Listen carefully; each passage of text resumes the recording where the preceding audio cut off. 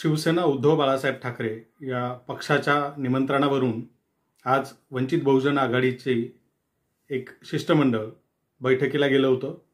शिवसेनेसोबत बैठक झाली.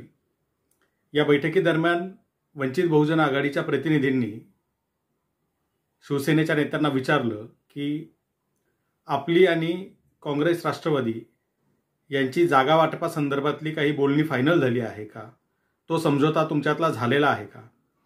तर जी माहिती मिळाली ती अशी होती की अद्याप काँग्रेस आणि राष्ट्रवादी यांच्यात जागा वाटपाची बोलणी झालेली नाही आहे किंवा राष्ट्रवादी आणि शिवसेना यांचीही बोलणी नाही झालेली आणि शिवसेना आणि काँग्रेस यांची सुद्धा अद्याप अशी कुठली बोलणी झालेली नाही आहे. त्यामुळे या तीन पक्षांचंच अद्याप जागा वाटपासंदर्भात काही ठरलेलं नसल्यामुळे वंचित बहुजन आघाडीच्या प्रतिनिधींनी त्यांना सांगितलं की आधी तुम्ही तिन्ही पक्षांनी एकत्र बसून जागा वाटपाच्या संदर्भातलं जे काही सूत्र आहे ते फायनल करावं आणि तुमच्यात समझोता झाला की मग त्यानंतर आपण बसून पुढच्या गोष्टी ठरवू, असं वंचित बहुजन आघाडीच्या वतीने त्यांना सांगण्यात आलेलं आहे.